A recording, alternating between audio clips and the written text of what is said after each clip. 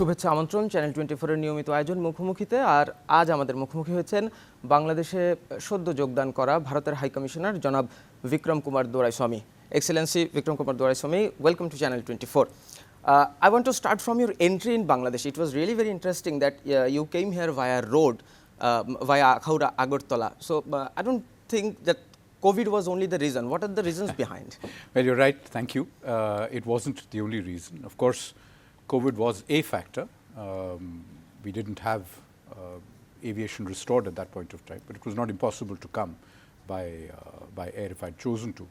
No, the reason, as you correctly surmise, is not only because of COVID. We often forget in both countries how close we are to each other in literal physical terms. The flying distance between Delhi and Dhaka is 2 hours and 10 minutes, 2 hours and 15 minutes. It is less than the flying distance between Delhi and my hometown, Bangalore. The flying distance between Dhaka and Agartala is even less. And the road distance, even so, less than the distance between Dhaka and Kolkata. So, if you look at it, if you look at history, today's Bangladesh, Bengal, was the center of the geographic and economic activity of pretty much half of the known world in the 16th, 17th and 18th centuries.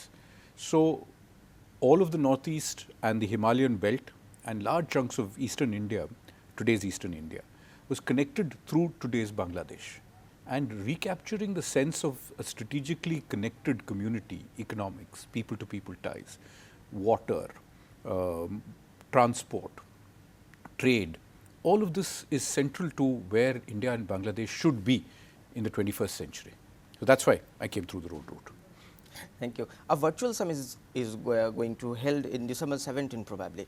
So between two Prime Ministers of Bangladesh and India, the agendas are already settled or? Yes, broadly. I mean, look, when old friends meet, we don't need too much by way of an agenda. We hold the leadership of Bangladesh, Her Excellency the Prime Minister, in the highest of esteem in India. And our Prime Minister was scheduled to have visited Bangladesh in March this year. We were working towards that visit. I was working on it in the Delhi side. And unfortunately, because of COVID, the visit didn't happen. Several months have gone past.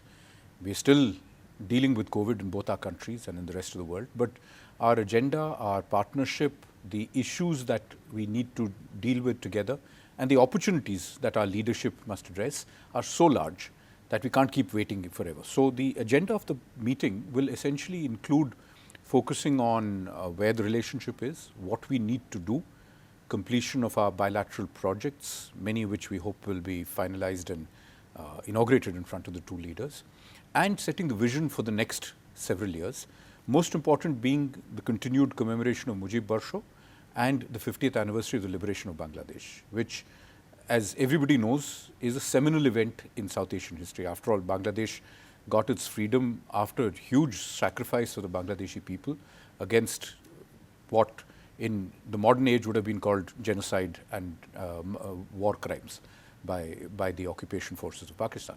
So, of course, we definitely feel that this is a major anniversary. It's very important to commemorate this. It is part of what is central to Bangladesh's identity. So, all of those plans will also be discussed in the upcoming summit. I was coming to this point about Mujib Barsho. India wanted to celebrate this Mujib Barsho along together with Bangladesh. Already we have taken several steps regarding this. So, what else are coming next?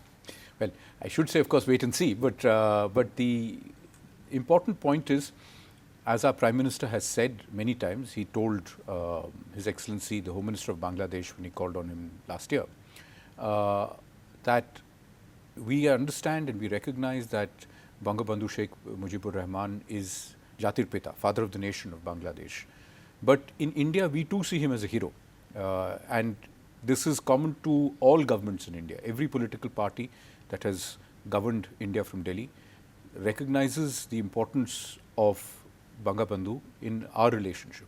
So, of course, his celebration of his centenary is first and foremost a Bangladeshi celebration. But Bangabandhu is a statesman for all time. We see him as a hero. He should be recognized by much more of the world as a hero.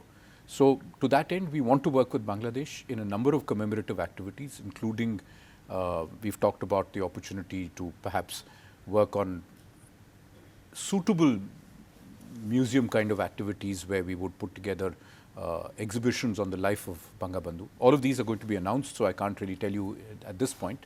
But that celebration, the celebration of what Mujib means to the world and why his message is relevant even today, is important, and we'd like to be part of that. What 1971 and the victory of Bangladesh in its liberation means to the world is also important, and we'd like to be part of that too. But overall, we would like to do whatever you want us to do, because first and foremost, we must respect the sentiments of our Bangladeshi friends. In that, whatever you wish us to do, we would like to do. I'm quite sure many surprises are coming regarding this. I hope so. You know about the Rohingyas. I mean, Rohingya crisis in Bangladesh, it's a very much talked issues, and as long as this is an international issue, how India is cooperating with this issue? We want safe and secure repatriation as early as possible. How India is cooperating? Well, look, what perhaps ought not to surprise you is that we fully understand, sympathize and share your position. We also agree that safe, secure, speedy and sustainable repatriation is critical to resolution of the situation. People need to remember that, you know, while Bangladesh has taken on an enormous burden, and it must be admired and respected for what it has done, to host 1 million displaced people is no mean achievement. You know, at the cost of your own economy, at the cost of your own social situation in the Cox's Bazar area. But people forget that this is a problem that will not only impact upon Bangladesh, it will impact upon us too, directly and indirectly. Directly, of course, because we are the only other land neighbor to both Bangladesh and Myanmar, and indirectly because naturally, close as we are to Bangladesh, if there is a problem that is created in Bangladesh, it has an impact on us too. So we have the same position as you, that we do want people to go back. The only issue is that we are using our efforts, our good relations with Myanmar also, to push Myanmar to accept people back. They argue that they are willing to take people back. The whole point is to find the best way forward in which we can start addressing the humanitarian challenge, which is that so many people need to go back to their homes.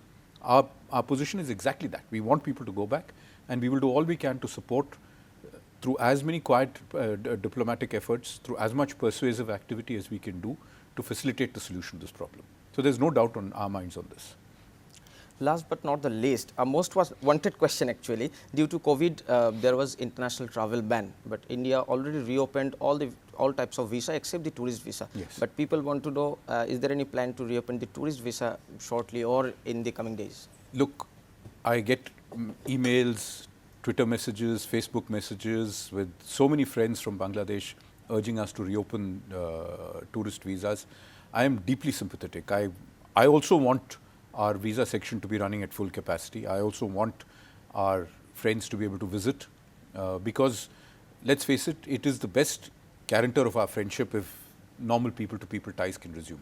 Problem is, of course, that the pandemic in the winter season looks like it is picking up again, not only in Bangladesh but also in India, also elsewhere in the world. So we have a public health crisis in hand. While we all agree that life has to go on, we have to do this with some level of responsibility. So we have been pressing our immigration and healthcare ministries, because these are now all the restrictions are collectively being addressed, collectively being sort of negotiated. How do we do this in a way that is with minimum impact on potential public health concerns? If we can find a solution which could even mean maybe graded resumption, we will do that. But we are very clear we want to start it. The only thing I can't address is how soon, because really the disease is unpredictable. We were all hoping that by this time it would be over. Far from being over, it's still around, it's picked up again elsewhere. So we just need to be careful. But I assure our friends in Bangladesh, we are working very hard to find, we're thinking of all sorts of creative ways of starting it. The moment we can, I assure you we will do so immediately.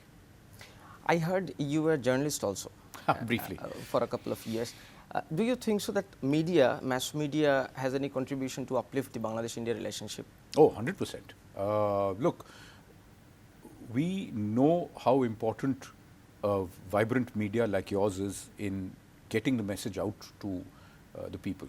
What tends to happen sometimes is, in all countries, wherever media is free and competitively so, information flow, we are never fast enough in being able to respond to rumors and reports.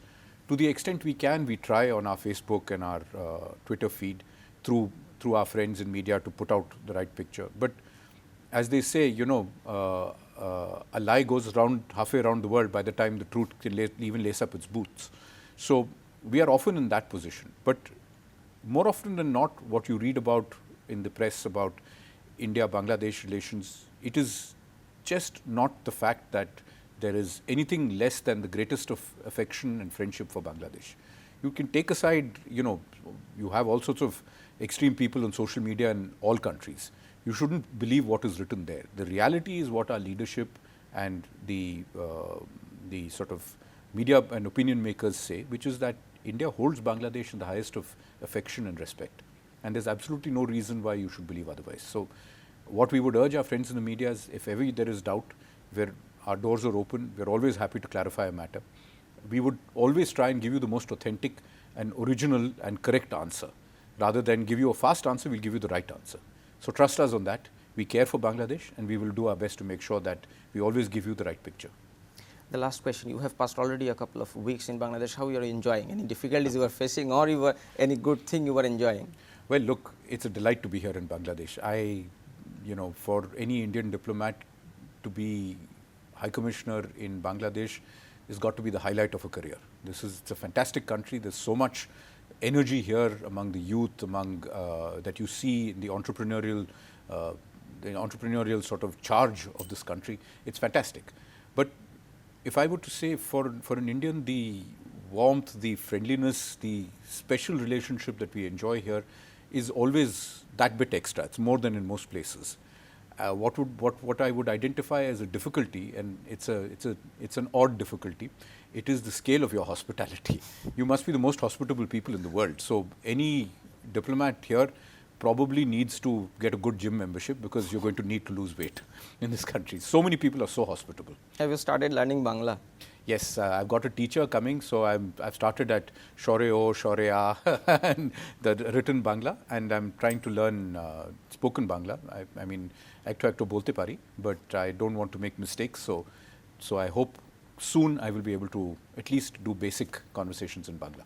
I'm quite sure by the end of your tenure you will be very expert in Bangla language. Thank you so much, Mr. Vikram Kumar Doraiswamy, Your Excellency, Indian High Commissioner to Bangladesh, and any closing remarks to our audience? Well, Asha Kori, with all your help and your support, we will be able to take India-Bangladesh relations to the highest possible level in the 50th anniversary year of Bangladesh's liberation, for which I give everybody my warmest shubhecha.